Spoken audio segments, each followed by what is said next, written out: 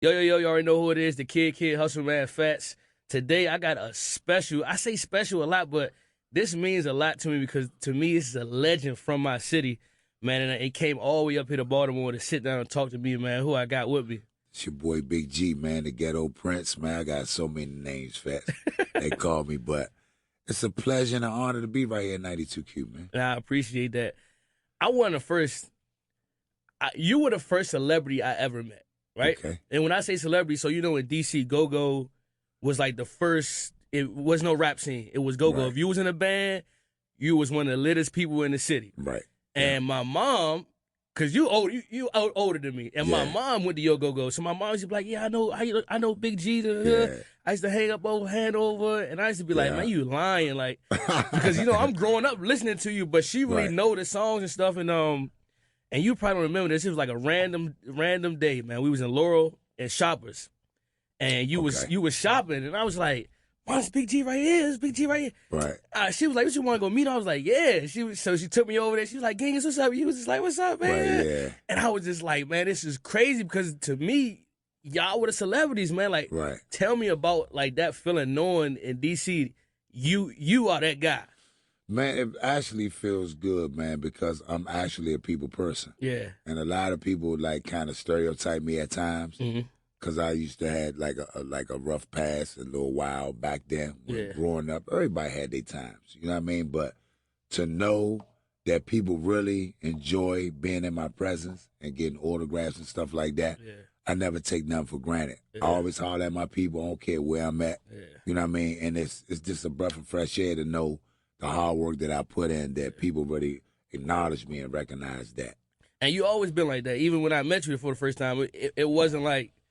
You weren't like, you know what I'm saying? Oh, man, chill out, man. You was just, you was Genghis to me, because that's what my mother introduced you as. Still am. You get what I'm saying? So that's a dope way to, carry about with your celebrity, I want to say that. Because a lot of people, like, a lot of celebrities, like, kind of get out of pocket. I seen them do it.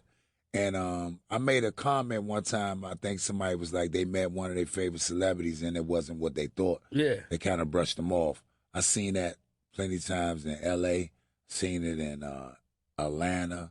I seen it actually at the film festival a couple of times. Okay. But a lot of times celebrities like be on the move a lot. Yeah. And then a lot of celebrities believe in like not really tapping into people because like people diseases or whatever. Yeah. Like some people have a really like different like outlook on life. Yeah. But I'm a people person. I'm a tap in. I know where I come from, and I was raised by two strong women, so I was always taught never forget where you come from, because it could be taken from you in an instant. Yeah. I feel like a lot of celebrities though also just say like it just be the wrong timing. Like you don't know what a person going through that day, but you signed up for that. You know what I'm saying? Like you signed up for that, and I'm saying I have a lot of bad days. Yeah. I smile through them though. You know what I mean? Because if I had my people, I wouldn't be nothing. Yeah. You know what I mean? Even with my band members. Yeah. You know what I mean? It's like. You got to know exactly what you signed up for, what's the next door you can walk through, who you can meet. You never know. You can make that person day. That person could be going through way more than you went through in a year. Yeah. And then you just bracing them, taking a picture with them. Yeah. Like, it's a blessing. And it's perfect example, man. I'm 30 years old. That probably was 20 years ago. Right, yeah. And I still remember that day vividly of me meeting you for the first time and being one of the first celebrities I ever met in life. That's what's up, man. I want to take you through like a journey with this interview. I want to start from the beginning, and we're going to get through some stuff, and then we're going, That's cool. Let's get it. Did you think that Go-Go was going to take you this far when you first started? No. So I was a little kid. Like, I always was into it because my brother, God bless his dead, my big brother, Dirk, he used to play like Lil Benny, like Air Raid, Reds and the Boys, Peacemakers. He used to play like all the little cassette tapes in the room. Then he might play Paul McCartney, you know what I mean? Like all different kind of like artists all the time. And then like my mother, she'll come home from work. She'll play like Dionne Ward, like the Isley Brothers, the Ohio Players, like Marvin Gaye, and she made Fish every Friday. So music was in my background in my house. And my dad was he played saxophone, but he was also a street guy, bank robber, always in jail. But go-go music was like embedded in me. Never thought that go-go music would take me this far. Yeah. But like as I got popular, you don't be thinking that much. Like what I always told my mother, this is gonna take us somewhere. Somewhere. You know, she's like, oh, you making that noise, making all that noise, voice, you know what I mean? Yeah. And then like sneaking out the house, clamming out the window. And never really thought that go-go would take me this far. But it's like, then it just started hitting me, man. I'm just out partying and like, damn, everybody like, G. Yeah. You know what I mean? I was always popular in school. Yeah. You know what I mean? So it just like, but I never thought that go-go would take me this far. Now, listen, this episode is sponsored by DPJ Houses. Listen, DPJ Houses is a one-stop shop for anybody looking to sell any property in any condition. I don't care if the property is abandoned. You ain't sitting in 5, 10, 15, 20 years. Doesn't matter. DPJ Houses has solutions for you. Also, if you lost a loved one and you inherited a property just because that you were their family member, you live thousands of miles, hundreds of miles away, even if you live in the same state and you just don't want the problems of maintenance in that property, DPJ Houses has solutions for you. If you're behind on your mortgage and you're just looking to get from underneath that mortgage, it's just stressing you out, and you're ready to let go of that mortgage, listen, DPJ Houses is where you need to go. If you're behind on taxes, the water bill is just too high for you, and you just don't know what to do, DPJ Houses is exactly where you need to go, and they'll give you a cash offer. They just need a little bit of information about your property, bedrooms, bathrooms, what you want to do, what your end solution is, how much are you looking for to get out the property. They'll work with whatever you got going on. Again, it's a cash offer, DPJ Houses. If you want to submit any information or if you want to just send them your address for them to look at it and have a conversation with them, call them at 443-526-3369, or you can email them at dpjhouses@gmail.com. That's dpjhouses@gmail.com. It doesn't matter where you are in the world. If you're in the 50 states, if you're not in the 50 states, DPJ Houses is there to help. Again, 443-526-3369, dpjhouses@gmail.com. Being a lead mic in the band, first of all, you got a raspy voice, right? Yeah. Was that a positive or a negative early on when you started? Man, like my aunt, they used to always make fun of my voice. Like, it sound like the trash man. You know what I mean? Like, actually, my voice is deeper than this. Okay. I just talk this way to bring it up. Okay. But if I give you my regular voice is like this. Yeah, what's up? How y'all feel? Yeah. You know what I mean? But I try to bring it up for people can really understand me. Like, speak up. Yeah. You know what I mean? So I went to speech therapy and all that. But my mother was like, he don't need speech therapy. That's his voice, because my granddad's voice was really raspy. He didn't really talk that much. Yeah. You know what I mean? He'd just be like, I'm going to whoop your ass. Get the hell out of there. You know what I'm saying? Yeah. So it's like, I used to bring my voice, like now, I'm bringing my voice up. Yeah. And sometimes I used to be like, hey, what's up? Just to bring it up. You know what I mean? Because my voice was so deep. But they always said my voice would sound like a trash man. And my voice is nowhere near yours, but I have a raspy voice. I understand. You got a radio voice, actually. Yeah, I appreciate that, man. But so people used to bully me for that, too. That's kind of how I got into radio, honestly. It was like, all right, you make fun of something, I'm going to turn it into a positive. Because when I used to call places, people used to think that I was like my mom or my dad on the phone. Right. Because my voice was always like this since I was a kid. Everybody had either, regular voices for children. My voice is always a raspier voice. Right. So that's how I got into radio. That's what's up. Yeah. Yeah, you do got a voice for radio. I appreciate that. Yeah. When you started and then when you got it going and you tell your mom this is gonna make some money for us, was it hard navigating that through DC? Like, all right, okay, I'm from here, but I gotta be doing this over there. Was that hard for you navigating? Yeah, it was hard. Cause like basically I was a street kid all the way around the board. So when doors kind of start opening up for me, they're like, oh, you getting a little new, you brand new, you ain't got time to come around the block. But I was always there. Yeah. You know what I mean? My radio station job, they used to pull up, like around the block with the truck. Mm-hmm. We'd be out there, might be a live broadcast that day. They'd just make something out of nothing, just pulling right on top of Hobart. Yeah.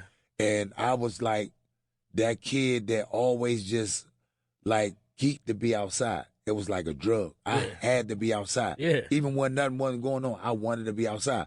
On my bike with my dog.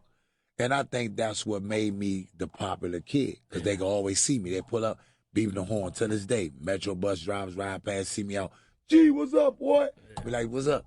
You know what I mean? But like me being on the block, it was the gift and the curse. Yeah. Because a lot of times I'd be out there It be somebody in my neighborhood going through something. I ain't got nothing to do with G. Yeah. But I'm right there. Yeah. And then they got to come and see me. I'm at the club. I'm always with my crew. And that's how a lot of times, you know what I mean, it'll fall in my lap, even when I ain't wanted to. Yeah. Yeah. I mean, being from DC, that's how it is for us. Like, you being from this place, your mans may be into it with something, and you with him. It's going to happen. And it's going to happen. Yeah. So I had to learn. Like, you know what I mean? Like, older guys like G, like, really figure out how you going to navigate this. They wouldn't actually tell me, but they just kind of figure it out. Yeah. Like my father, I talked to him on the jail call. He'd be like, "This man, you got shot. You know what I mean? You worry your mom." My aunt, I'd be in a family reunion, like, "Why you keep getting shot? Why you keep getting in trouble? Why you keep going through this?" But the whole time, they really didn't understand my position on the block. Yeah. You know what I'm saying? Not necessarily like I had to come out with a pack every day hustling. Yeah. It was just my position to be out there. I was the leader. I was the one in the band, the front man of the band. Just the popularity, and the popularity was driving the force to me wanting to be outside more. Yeah. You get what I'm saying? Being a front man, was that tough? Not being like too, staying level headed, like not being like, "Oh, I'm the man, like this is my shit." Like, yeah. Was that tough for you? I was always taught not to let stuff like, and I think that's why I'm successful to this day. Because I never let that get to me, where like I'm bigger than somebody else. Yeah. And like the people that I learned from, I always never try to be like I'm bigger or better than them. Even though I have more accolades and more accomplishment things that I've done, as far as being one of the top go-go artists and being on film, being 2 regular go-go shows on radio. You know what I mean? So it's like me being on radio, me being on TV, 2 big successful radio shows, like always was number 1. My radio shows never lost. I never lost. I was always number 1. Just like my 4-hour time slot, beat a regular person on air all the way out. Because, like, you know what I mean? You want to know the ratings. I always used to run. What was my ratings? What? They was like, you up there, bro. You could do whatever you want. So I never really got, like, big-headed. I always stay level-headed, and that's why I think I'm who I am today. Even in film, always was like, you know, I'll come to set, and they'll be like, they changed the dialogue. Can you do this? Right. I got it. Let me go on my trailer and knock it out. Yeah. And I come back on point. Yeah. I always was determined never to have a first AD or a director throw me my lines. Because I have to lock and load on my lines. Yeah. I have to know what I'm doing. I have to know what your lines are just as well as I have to know mine. Yeah. I might not know your whole set of dialogue. But you'll know something. But I know my situation to where me and your dialogue is together to flow. Yeah. You know what I mean? To make them know that they want to hire me again. Yeah. That type of situation. But see, people don't even look that deep into it's crazy. It's anything hard. Really. And so I just watch a lot of people go through this when they get in these positions and they shit on their friends or they just can't stay level headed or they start hanging around new people and new friends. And it fucks you up because it's like you never supposed to get too high and you're never supposed to get too low. You're supposed to just stay keen, stay in the middle, and it's going to take you a long way. That's hard too, and I'm glad you said that because, like, with me dealing with the street, and where I had to learn, I had to turn that faucet off. Yeah. When I'm already on TV, and they had a cookout around my way, and there was a lot of stuff going on with different neighborhoods, and a friend of mine got stabbed by he had a baby by a girl. She came up there and hit him like out of nowhere. She was just acting like everything was cool, and she hit him with the knife. So the police came down the block. They found guns, all kind of shit, guns on the tire and all that. They was like, this could be yours at the price of this, G. And I'm like, this, man. But they had a whole thing that day. They had a book bag giveaway on my neighborhood, the top of the block at the school, Bruce Monroe, all that. And it was like, damn, man. He was like, what you doing back around here? I was like, man, it's my neighborhood. We having a whole, like, a day. Because we used to do the whole bar day where the band played the bottom of the joint by Howard University by the reservoir. Yeah. But they cut the bands off. You couldn't perform out there no more. So we just do a book bag drive, stuff for the neighborhood kids that's less fortunate. Yeah. Man, it was just crazy. They had us laying on the ground for like an hour and a half, just like out there. You know what I mean? And it was like, this could be yours. Yeah.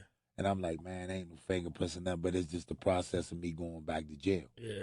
You know what I mean? But it's like, I just was like, man, I'm done. Yeah. You know what I mean? Like, I do it from a distance. But then you still want to stay to your roots. And then, you know, it was like an addiction. Yeah. Like a person on heroin. They ain't gonna stop going to get that heroin. Yeah. They're gonna always go on that block. So I had to really like go into rehab in my mind. Like, I'm not gonna do this. I ride past and be like, make the left. Don't keep going. You know what I mean? That type of, you know what I mean? Then everything up there, the barbershop, my favorite food places to eat, my grandmother joint, you know what I mean? My mother's spot. And it's like, damn, how can I navigate without being seen? I'm this big linky, can't get away. Staying right there, I want to ask you this because I had this down.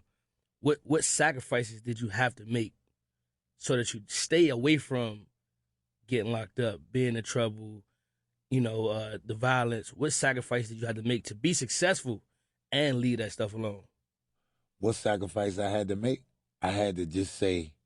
Listen, this episode is sponsored by D. Harris Vending. If you're looking for vending machines to go into your location, whether that's a school, an office place, or workspace in general, and you just need somewhere where snacks are easy accessible, that you don't have to leave your space to go to the store. You don't have to leave your space to go to 7-Eleven or the grocery store. D. Harris Vending is exactly who you need to tap in with. Listen, they do everything for you completely free. When I say completely free, they deliver the machines, they deliver the snacks, they do the maintenance on their own. You don't have to even pay for the maintenance. They come and do everything. Whatever snacks that you like, they're going to make sure they put it in the machine for you.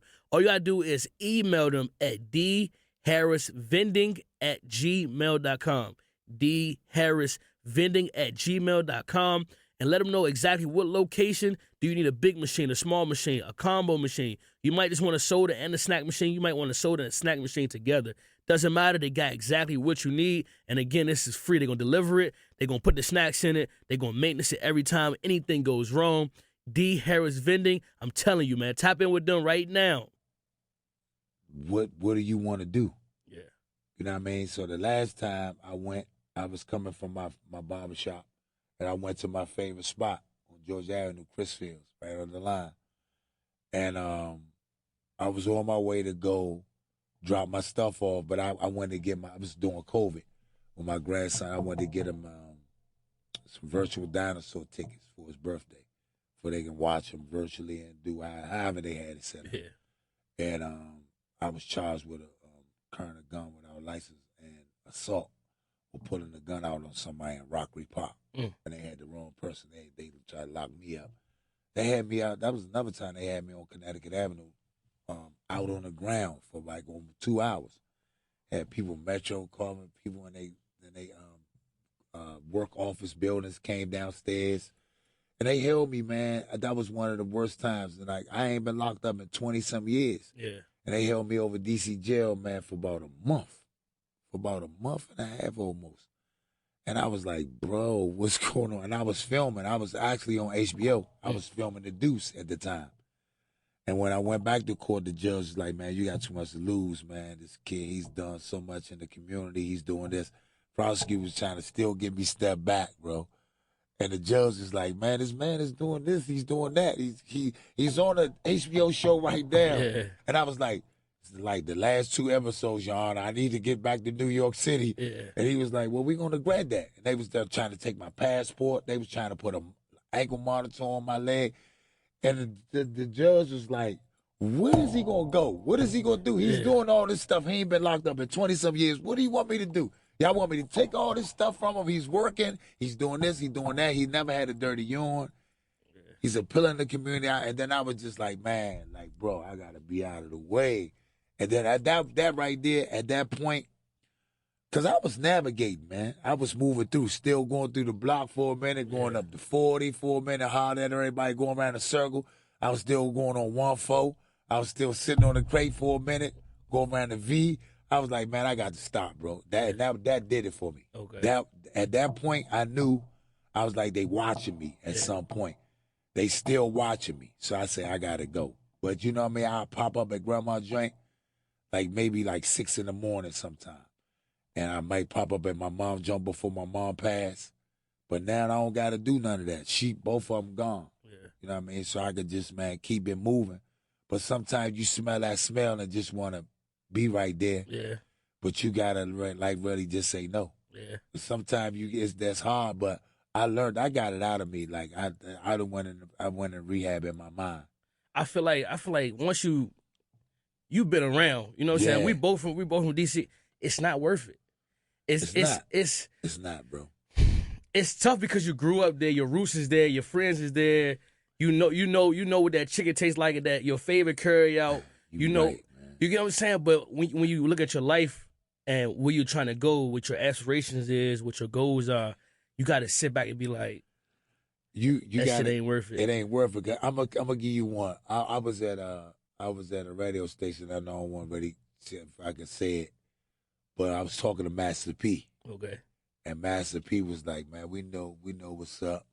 And the day after that, we played against him, C Murder, his other brother. What's his other brother? The young one, Silk. Silk, yeah. We played against all of them at the YMCA. And he was telling me, he was like, man, you talented, man. You doing this, you doing that. You got to get out of here. Yeah. You got to leave D.C. And I got pissed off at Master P. I was so mad, bro. I didn't even play no more. Will never was like, what's wrong? I was like, man, I'm gone, bro. I'm gone. Like, it's like I feel like me giving up on my city. Yeah. So fast forward 2 years later, I'm on the wire. Like 3 years, I'm on the wire. I'm at it was a MCI Center. No, what is it? Capital One now? Capital One, yeah. It was the MCI Center. Verizon Center. It was before that. It was I don't know before MCI. MCI Center. It's Capital One now. Verizon. Yeah. Marlon's was down in the VIP part. I was with some heavy hitters, and I was like, man, nice to meet you. Woo. He was like, yeah, man, I know about you, man. You was on the wire, man. Get out of here. Damn. Get out of here. He was like, man, tilt your hat to that joint and go. And I seen somewhere, I can't remember why I was watching an interview when I was just reading up on you, and you're an advocate for not leaving DC. Why? Cause I feel I got so much to do here. Okay. I feel like if I leave, I'm abandoning my city. Especially the talks I used to have with Chuck. Okay. What people don't know is Chuck Brown. Yeah. The Godfather Go-Go. He told me, don't let our music die. Let people know about our music more. Even though he didn't been to Japan, he been all over there. And he used to tell me, you got to go over there. He was like, I was over there. They love you. He was like, you are a superstar in Japan. Yeah. He was like, they'll go crazy. They'll rip your clothes and shit off for you. Yeah, but okay. Like, they love you. Him going to Japan, right? Yeah. And this is gonna be my riff with you real quick. Yeah. He went there and he came back and he brought something back with him. Yeah. Whatever he learned there, whatever knowledge he gained there, you would have never known that they listened to you in Japan had he have not went. Yeah. So for me, I don't want you to look at it as you turning your back on your city or you're leaving your city. You going, you learning, and then what you do with what you learn, that's on you. Then that's when I say, okay, you left the city. Because if you go to L.A., you go to Atlanta or New York, wherever they want you to go, and then you learn this information, all right, boom, boom, boom, boom. You've been there for 2 years. Now you come back and you teach it to the younger people. And that's a good tool. But I'm going to keep it real with you. I'm going to keep it raw. I'm not going to front with you, bro. Nah, I already know. I'm not even going to lie. I've been a few places, like, even where I can run it down, we can be on this interview for days. I went to L.A. Yeah. I got my man Pierre. He's still out there. I went with Red Grant, Joe Claire. All of them was out there big. We got some big heavy hitters to this day that was out there doing it. Yeah. Bro, I was homesick. I was out there. I had nowhere to stay. Like Red Grant, I stayed in he had a little apartment, bro, like big as this room. Yeah. And it was a kitchen, the bathroom, and then the living room. He was like, you can stay as long as you want. Just don't leave nobody in here dead and don't set it afire. Yeah. Nobody do that, bro. Rent free. Red Grant, like, that's my guy. Like, he like this, do what you got to do, gang. He was like, you got the charisma, you got the star power to make it out here. Yeah.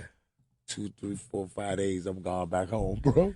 I haul that, like, bro, I was a geeked out dude for D.C. Like then Atlanta, I go down there. My agency literally dropped me because I wouldn't move to Atlanta. I got that. I literally got that down right here. I was sick, bro. Like I'm like, y'all dropped me. That's the time my mom passed and all that. Yeah. I ain't gonna say their name because you know what I mean. They reached back out to me and was like, "Come on back. We didn't know you were going through." Because I don't really tell people if I'm hurting. You know what I mean? I just hurt. You know what I mean? My manager here know. You know what I mean? But I even sprinkle him. You know what I mean? It's like, because I be like, I want to keep it to me. You know what I mean? It just like sometimes that's fuel to my fire. But I went. I'm gonna tell you an example. I shot a pilot in Chicago. Like, you know how cold Chicago get, right? Yeah.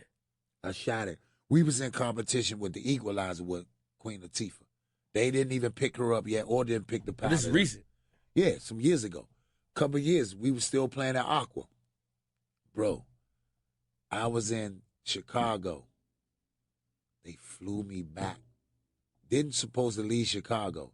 They flew me back just to perform at the Go-Go. Yeah. Flew right back. Yeah. They didn't even know I was gone. Came back in that joint. They was like, Anwan, we can send the car for hair and makeup. I'm just getting back. Just getting back. Took a shower, boom, you know, boom, come in there. But it's like anything could have happened. Yeah. I could have got in trouble, crashed, shot, stabbed, anything. They been like, this son of a bitch supposed to be in Chicago filming a fucking pilot. And I left Chicago. Bro, I was filming Elementary, the joint on CBS in New York, bro. I didn't supposed to have been back at home. We shot. So this is what TV do. They'll book you and then they'll hold you. They'll hold you. They'll pay you for holding for a few days. Because it might snow. Because they got to keep you there. Something might happen. Production. Bro, I got on Amtrak and came back to D.C. Performed, bro, and came back to New York. And still felt my tickets. Actually, I'm on set. I'm back at it. They like this. Bro, where you was at? We had dinner and all that. I was like, I was asleep, man. Resting, man. They was like, it don't look like you was asleep. I shot back home and did my music and came back. Yeah. People don't know. You know what I mean? That's be like, it'd be hard, bro, because like now I know what to do. I tried to leave Seattle and come home, but that was too far. That was too far. So you've been around Go-Go for, what, 20, 30 years at least? Yeah, about 30 plus. You seen the rise and the fall of Go-Go. Yeah. Like when it was the main source for music for DC. Yeah. Then the rap came, and then it seemed as though like Go-Go had died out. Like, what was that for you? Yeah. Like, I actually was happy when the hip hop scene came up because I knew the behind the scenes of how hard the hip hop artists that were working on their music, how hard they were working, and they wasn't getting no spotlight. Because we always had the spotlight. And like artists would come in, and if you wouldn't have a go-go band on the show, you wasn't getting no people. Yeah. And then like when it kind of died down, when it was like they were stopping the clubs from having us in the clubs. Yeah. Like you did, then when like TCB, the bounce beat came, it just like kind of revived go-go. It just kind of put another ingredients in the pot that made it better. That I think, you know what I mean? And a lot of people wasn't taking to it, but the youngest was like going crazy over it. Yeah. And I always respected it because Polo, he was a fan of the music. Yeah. And then he created that situation that went crazy. You know what I mean? You got to give him, you know what I mean, for him starting it. And he was really dedicated to it. You know what I mean? So at that point where it was kind of rough, and then you had Wale, and then Wale was sprinkling the go-go into it, and he stayed true to it. Yeah. That's another true representative that put the go-go music into the hip-hop scene and really ran with it, because they were like, he was just going to do that one. He kept going. Yeah. You know what I mean? So he did the joint with us. He did the joint with TCB. He did a few the joint with UCB. Yeah. You know what I mean? And he did practically almost an album with T.O.B. with Lil Chris. Yeah. And, you know, it was making me mad because people like, go dead. I'm like, bro, we still get the people. Yeah. Come to my joint. I don't know what everybody else doing. Looking back. We filling the house up. I feel like it was a point in time where in DC, the beast was just so heavy. Yeah, it was hard. And then and we ain't into the gangs stuff. Yeah. It's just streets. Yeah. Block. That's my block, your block. Don't come around my block, you get popped. That type of stuff. We wasn't into the colors. Yeah. Color like L.A. Right. But now you got some cities like New York and Boston, some people get into that. Yeah. But we never, DC, we always had our own. So you didn't agree that, I mean, for me, it's me really being from DC. Yeah. I got to play like devil's advocate with this a little bit. Yeah. Because you go to the Go-Go's and, of course, you hear your hood. You hear the hood that you beefing with now, too, in the club now, too. And so now it's like, all right, after this, it's cracking. Exactly. Do you feel like when people used to kind of put that blame on you guys that it was actually your fault of people beefing and I'm going to keep it real. Like a lot of times to see a lot of the lead rappers, they really never was cautious of what was going on. See, with me being outside, I knew not to say 640 and Detroit right behind each other. Right. Because I know they ain't really like each other at some part. Yeah. You knew not to say Chopper City and whatever Lynch Mob behind each other because they had a problem. Yeah. So I say Lynch Mob, then you will say some other block. Right. Then you will say, they headed for that Surgery Quarters. You wouldn't say what block was beefing with what block. Sometimes you might slip up. Yeah. Sometimes you might be like, oh, God. And then they be like, and it rounds them up and get them going. You know what I mean? So some bands used to really like say it to, you got that, you got that. And then they be like, and then it'd be gone. And then it'd be over. 100 guns outside, blazing at each other. Before we even get outside. Before in the club. Outside. See, because I grew up in a DC style, La Pearl. I grew up in that way. And I feel like all that, I feel like that's when I really realized. That's when it was crazy. This shit is insane. Because we all know what's going on. We all coming to this go-go. We all know we done put our gun somewhere outside the club somewhere. In the bushes. In the bushes. But you only knew where you put your shit at. And then now you going to go. Oh, Big G just said they in here. Okay. Yeah, but then you might got somebody that looked and watched where you put your joint and they stole it. Yeah. Then you come out, you naked. Then they run it down on you. It was a lot going on, bro. Yeah. It was a lot. But I feel like now, going through that, navigating through that now is a lot more positive. Like even with the U Street, when they tried to do the don't mute DC, I think that's what it was. The Mochella and all that. Yeah, the Mochella, that's what it was, Mochella. Yeah, and the don't mute, And when that came about, that's when you really saw that Go-Go isn't really hyping these beefs. We really just want to just put music out there. And then I would toot my own horn. I was the only one really for nonviolence. Like they'll call me a preacher at some point. Yeah. Gee, you preaching too much. You tell them like, bro, I don't want nobody to get smoked, bro. Yeah. Like at some point we gotta do it. But I've been doing it for so long, really telling them nonviolence. And then when we played at the Mochella, the Don't Mute DC, it was thousands and thousands and thousands of people out there, and nothing happened. Nothing. I seen people that was really beefing with each other, bro. Like right beside me. Yeah. He right there. He got a little kid. He got his aunt. Nobody did nothing. And I let them know that. I say, bro, we going to be in peace today. We not going through none of that. And that's the power of our music, that we can really do that out there. I don't know if everybody could go out there and do that. Because at one point, to speak on it, there was somebody that got killed on one of them events out there. Remember the little kid got shot and got killed. And I looked at it like, bro, if you not out there on the break about the start and let them know, hey, we going to have a peaceful evening. And you just not doing that, you just got the adrenaline pump like they pumping, and you just like come out with something crazy, they going to go off. Yeah. You got to tame them. Yeah. You got to teach them first. You got to put your socks on while you wet. Yeah. You know what I mean? You got to know. Sure. Then you got to dry off, so you got to already have them cool down. Yeah. So it's a different method, man, but that's how I went about it. And you definitely been nonviolence. I remember you did a piece of Harlex when I was in high school. Yeah. And you said that saved your life. Could you explain that? Yeah. Piece of Heart saved my life. But really, Ceasefire started on 14th Street with Mr. Malik Farrakhan and with me being shot at 12 years old, being shot on stage, me just being outside, me having weapons on me all the time. Maybe one time, 4 times, I might have 3-4 guns on me. Because I just was like, I wasn't starting nothing, but I wanted to be able to protect myself. You know what I mean? So, defense first. And it's like, you got to really talk to these kids now.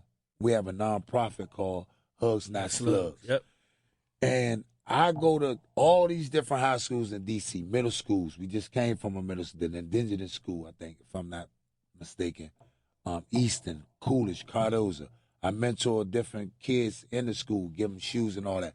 I gave one kid a bag of shoes. I didn't even put it on Instagram because, like, I don't feel that I need to do that for clout. Yeah. He really needed it. He's an honor roll student now. He's football, all that. And it's like I changed somebody's life. Yeah. Maybe not 10, but I grabbed one. Yeah. And it sprinkled on him. He got all his little homies going to class now. Yeah. That's a smile. They like the teacher, the coach calls and say, gee, you did that. Bam, got a little young enough Coolidge. They just lost their coach. Yep. He had a heart attack, man. It's like, man, bro, like they look for guidance. Yeah. But if they don't have guidance, they're going to run to the street. The street is wide open. Yeah. That's the easiest place to go. It's like home base. Like, come on, we got that for you here. Here go 357. Yep. We ain't gonna tell you ain't gonna get smoked with it, but we, you know what I mean? We your family, Right. especially when they ain't got family. So it's like give them hugs, not slugs. They're not getting hugs in their own household. Yeah. But they get a slug right in front of their home doorstep. So that's where, you know what I mean, that's what we're doing. And I definitely want to touch on that nonprofit, the Hugs Not Slugs, because right now I feel like DC, man, we like in a very wild place. I think that's the best way to explain it.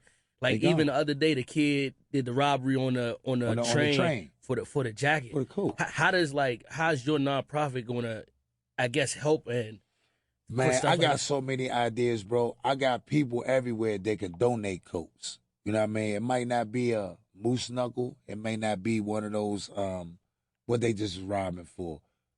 Canada the Goose. Canada Goose coat. It might not be, but it'd be a warm coat. Yeah. You know what I mean? You got to do something good for those kind of coats to pay that money for those coats. Yeah. You got people win that hard-earned money for that, and they're dying over them. But it's the same trickle-down effect. When I was younger, they were robbing for the Eddie Bauer coat. Yeah. You know what I mean? A dude tried to get mine at the gas station on Sherman and Girard. Yeah. It wasn't good. Yeah. You know what I'm saying? So you pulling up. Then you got to protect yourself. You know what I mean? You got to pull out.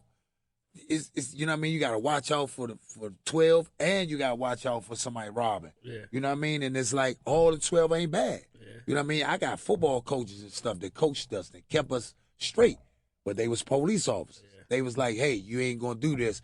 Smack you in the back of your head. The whole time they like, you know what I mean? And I had to go through that. Yeah. Like with me transitioning, the piece of hardest, me and the ceasefire, it wasn't a cool zone. Yeah. They like, gee, who you with? You acting like an orange hat, Nick. Yeah. Like, what you mean? Because I'm speaking nonviolence, I'm telling y'all to put the guns down, I got to be with 12? Right. Nah, I just want a better life. Yeah. I don't have a police uniform on. I'm on stage every day. Y'all see me every day, but I'm letting y'all know that ain't the way. Then they come back and like, man, damn, you was right, bro. Yeah. I'm locked up. And I go over there and talk to them. I go down YSC. They like, man, gee, I should have listened. Yeah. Get out, got them a little job. They changed their whole life. They got their kid. They like, Slim, damn, man, you was right. Yeah. The whole time, it's like, you can still cool with your friends. You get all work if that's your foreplay. Yeah. That's what you want. But you got to change, bro. You're not going to be 16 for the rest of your life. You're going to get a family. You're going to want to go to school. You're going to want a job. That's going to play out. The block ain't going to love you no more. I got a freestyle, man. And when I tell them, I say, when the block, what you do when the block don't love you no more? You know what I mean? Letting them know. Yeah. They still love me, but they still want to throw me a pass, a crooked shot. Yeah. Like, do I catch it or I drop it? You know? I'm super excited to see what Hugs Not Slugs is going to do for DC because I feel like we don't have that in the communities anymore. It used to be like, all right, we know Big G is lead Mike and the Go-Go Man. Yeah. You ain't doing that right there. You're not. You play basketball, and you ain't doing that shit right there. You play football. Yeah. Now it's like, shit. They don't care. And the internet, bro, 'cause we ain't had that shit. Yeah. We ain't had the internet. And the internet is driving these kids crazy, bro. They are going and seeing what they do, but they ain't the dudes that's locked up. They ain't telling these youngers. They name Timothy, and they go in jail, and they come out Tina. Yeah. They not really teaching them that an older dude in there that ain't got nothing to live for gonna coach you, and he gonna give you all the little Debbie cakes. He gonna give you all the little oodles and noodle hookup. But what he want him to turn as a backside. Yeah. He wants some of them cheeks that he's seeing that he never gonna get out and get. and you look fresh to him. Yeah. But they not telling you that. They telling you, yeah, he gonna iron, gotta go do it, whoop, and whoop-de-whoop, and you ain't got nobody sending you nothing. Right. You ain't got no paid lawyer. You have a court-appointed lawyer. So a court-appointed lawyer in G's book, Genghis book, is you working for the court to keep you detained. I'm saying I could be wrong. Listen, they ain't gonna want to hear that, man. They ain't gonna want to hear that. They just want to hear slide with the Draco. I'm gonna keep telling it to him, and the Draco ain't gonna. You got a Draco, but don't got nowhere to live. You got a Draco, but got on dirty drawers and dirty socks. How's that? That's what the music's pushing. You know what I'm saying? The music is pushing it, bro. I say, you know what I mean? And the ones that's pushing the music ain't even about that life. Yeah. Them artists are build-a-bears. They build them artists up. Yeah. They never seen the block, half of them. But now you got some of them that's really from the block that they giving a contract to, and they know they going to go out crazy, and they got insurance on their life and all that. Yep. They ain't telling you that part. But I've been through all that. My mother paid for every lawyer I had. I remember I seen you say that. My mother that. paid for my lawyer, bro. She paid that $7,500 every time. And the last time I got that last 13 bands. 13. I'm like, bro, what's wrong? She was like, this you're high profile. Give me my money, kid. I'm like, damn, you want 13? So my manager helped, my mother, everybody. You know what I mean? They put up. And people still calling like, you need money for the lawyer, but we got you. You know what I mean? Because what I did in the community, I'm right there for my people. But, yeah, I ain't trying to go down that road no more. I know we got about 10 more minutes left before we get out of here. I want to talk about two things, man. First, I want to talk about The Wire, if you don't mind. No, let's go. So, Slim Charles, that's what they know you out here about. Real character. You know Slim Charles was a real character? No. Yeah. He was part of that box deal. He was a real character, real dude, real to this day. I think Slim, if he ain't already out, he should be out, or he was on his way transitioning to come out. Have you ever met him or talked to him at least? I talked to him. I talked to him on the phone twice. And the real model Stanfield, he's home now. Okay. Yeah. So a bunch of them getting out. All that was real, bro. Really? All that. Listen. How was it shooting at? Man, listen. They love me down here, bro. So we was on set. The girls would bring out food. Method Man sitting on the front getting his hair braided. Baltimore, a different place, bro. They'll love you, and then they'll get you at the same time. You got to have your shit together, but if they mess with you, you got a code. Yeah. They love you, they love you. They'll love you forever. Right. But now it's a newer generation. A lot of them really don't know you. Yeah. But a lot of the old hustlers, they knew us. No, they still know you. They know me, and we had fun. Yeah. They made it. They had block party. Like, they never planned nothing down here, bro. They just bring the fried and start frying chicken. Damn. Right on the block. They had the ices, the quarter waters, all that, like the snow cones. It was fun. They turned the music up loud. And a lot of the spots when we was pull up and about the film, they be like, "This, come on, bro, we got to sell our shit, bro." What the fuck you doing, yo? Yo, what you doing, dog? You know what I mean? They be like, they got to move to the next corner. We respected them. The directors, the producers, they respected them. Yeah. Some spots you couldn't really do it because they hustled. Yeah. And then you had Ed Burns. He was the ex-homicide detective. He knew all the stories. David Simon was Baltimore Sun, the newspaper. Then you had George Pelicanos that was a writer, producer. They knew all of the stories. All the stories were real. They sprinkled a little bit maybe in there, but majority of that thing was real, bro. Shit, man. That was crazy. Yeah. Like filming, Amsterdam, all that. Baltimore got a lot of money, man. Yeah. Don't sleep. Them little houses, all that, don't let it fool you. You just said the real Omar came home. No, the real Marlo. Marlo, my bad. Yeah. I want to touch on Omar, the character Omar. Yeah. Michael Williams passed away. That was Big Bro. I used to talk to, actually, I was not too long ago talking to him before the tragedy. He was reaching out. Some people wanted me for some film stuff, and then some people wanted us to film my band, Backyard, to play in South Carolina. Okay. And some people in Richmond. He always was an advocate calling me. He'd call me, bro, you got to get out here. You got to be here. They want you here. You can't just be hiding. I know you're on the stage, nigga. You got to get right here. He was one of them ones. He was not a gatekeeper. He'd call you and be like, look, these people want to talk to you. Get your motherfucking money. Get the money. He would not play. You know what I mean? But he was Big Bro. He was one of the ones like, and he was a street. He knew what was up, and he knew, you know what I mean? Yeah. Like, he looked out for us. You know what I mean? He was like, man, look, go here. Because I'll never forget, I read for Boardwalk Empire for a role as the guy Dunn Pursley. I don't know if you're familiar with that show. He was on that joint, yeah.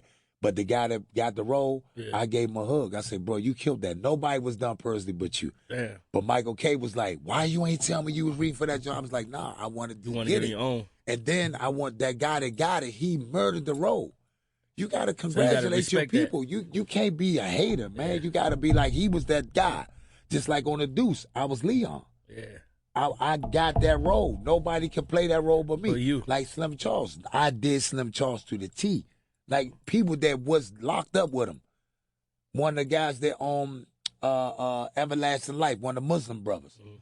He was like, yo, you killed that role, man. You had the mannerisms of Slim, nigga. You did that. That's crazy. I never knew Slim was a real person. I thought it was just written into the movie. Real Slim Charles, bro. That's why I say all them names, they was real.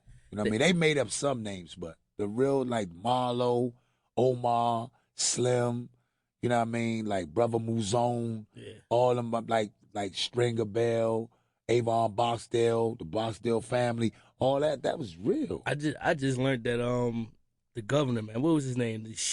What was? Clay Davis. But what was the real person's name? He worked here. That's the crazy part. Yeah, but all that was a real true story. You know that, right? Yes, I know. That's why I didn't know that until I started working here, man. I can't think of his name. He's still working to this day. Yeah, because they put me in that, like, Clay Davis. Yeah. Downtown Clay Davis. Shit, strange. Murder ain't no thing. But this here is some assassination shit, man. You know? So that was one of the lines on it. Yeah. So I always You know all that shit. Yeah, like the drink, what was it, on a Sunday morning.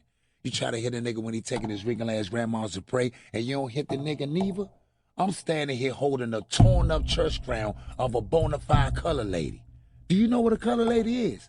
Not your mom's for sure, because if it was that, you wouldn't have did that bullshit, man. You trifling with Avon Barksdale reputation here. So them be the ones that I go to, and they always ask me to throw them jokes. Some I know more, but it's like them be the ones that they be asking for, like on the Cameo. So book me, if y'all want to book me on Cameo, book me on Cameo, baby. I do all that. You see that now? They talking about reshooting, like or doing something to the wire. Yeah. So DTLR. Are you with it? Yeah, I'm with it. They did it. They did a clothing line. I think they got the rights to do the clothing line. But shout out to my brother Trey Chaney. He played Poot on the wire. Yeah. He getting ready to do like a wire reunion and like all the different cities. Once they get that budget up, I'm ready. You gone? I'm gone. Yeah. Calling. But my backyard first though. Yeah.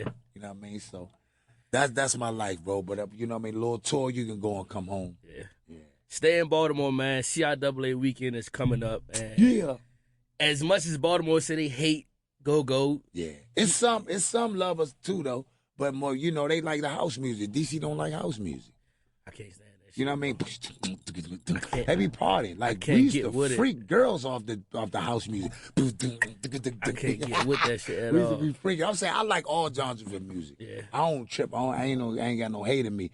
But it's like certain people, we don't like that. We don't like that music. But it's like, you know, they show love too. You know what I mean? Like what's the club? It's the old bank, man.